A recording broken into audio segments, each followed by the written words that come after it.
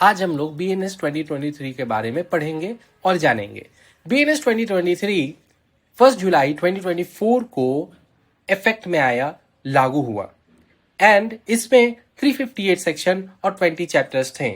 वहीं अगर हम IPC को देखें, ये 1 जन 1862 को लागू हुआ था। ये ड्राफ्ट हुआ था under chairmanship of Lord Macaulay, जिसमें 23 चैप्टर्स थे। BNS का चैप्टर फर्स्ट प्रीलिमिनरी के बारे में बात करता है, जिसमें section 1 sort, title, commencement and application को बताता है। इसमें 6 क्लॉज हैं।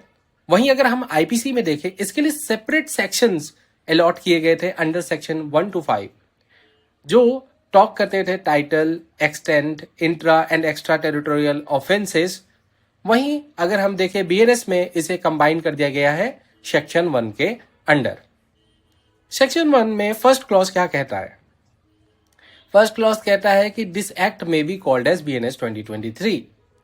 वहीं सेकेंड क्लॉज कहता है came into force on 1 July 2024। Third clause deals with intra territorial operation.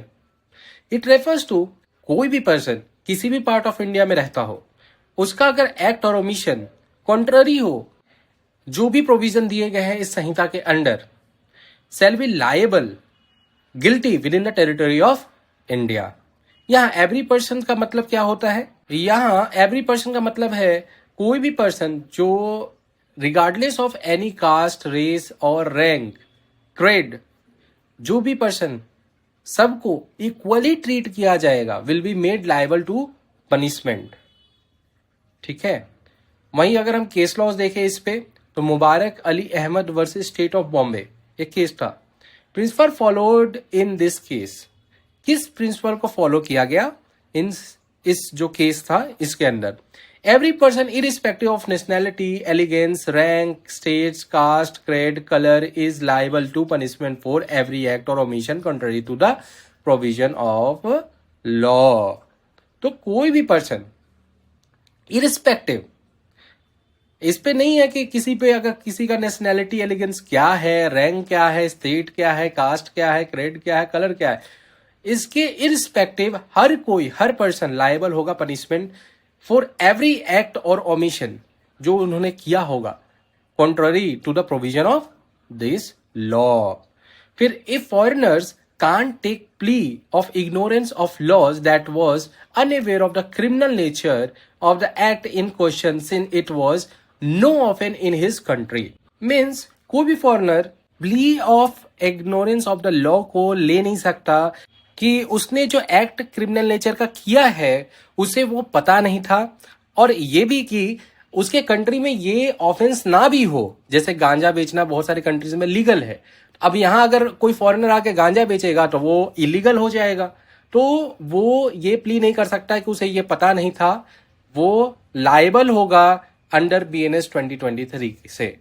Foreigner who initiate an outside India but the effect take place in India is also liable under the Samhita.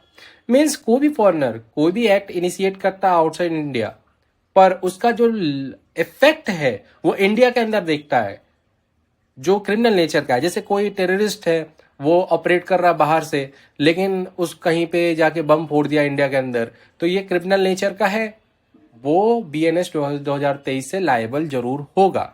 Section 4 and 5 extra territorial offences के बारे में बात करता है। Section 4 gives extra territorial operation. कोई भी person जो India का है वो अगर कहीं बाहर जाकर के कोई क्राइम कर देता है तो वो लायबल होगा अंडर दिस एक्ट। अगर कोई इंडियन सिटीजन जो एक्ट करता है वो ऑफेंस है इंडिया के अंदर, और बाहर जाके भी वो एक्ट अगर कमिट करता है तो वो भी सेम तरीके से ऑफेंस को ट्रीट किया जाएगा। Clause 5 provision of this Sanhita apply also to any offence committed by. इसमें 3 सब क्लॉज हैं। ए, any citizen of India in any place without and beyond India. B, any person or any ship or aircraft registered in India whenever it may be. C, any person in any place without and beyond India committing offense targeting a computer resource located in India. तो हम लोगों ने section 1 को लगभग जो भी 5 clause थे उन्हें अभी तक देखा। अब इसके इलिस्ट्रेशन को देखते हैं। A citizen of India commits a murder in any place without और beyond India can be tried and convicted of murder in any place in India in which he may be found. चाहे वो कहीं भी India के अंदर found कर गया और कहीं से बाहर से मर्डर करके आ रहा है फॉरेन कंट्री से, तो वो लायबल होगा इस संहिता के अंदर और उसको ट्रीट किया जाएगा as a criminal nature. Section 5 ऑफ आईपीसी जो था वो क्लॉज 6 हो चुका है अभी बीएनएस 2023 के under. It excludes the operation of Sanhita in those case where separate provision have been made by any local और स्पेशल लॉ। ठीक है, तो यहां तक सेक्शन 1 कंप्लीट होता है बीएनएस का। अब जो है सेक्शन 2 डिफिनेशन क्लॉज चालू होता है, वो नेक्स्ट हम लोग वीडियो में देखेंगे। Thank you for watching this video. Please like, subscribe and comment on this video.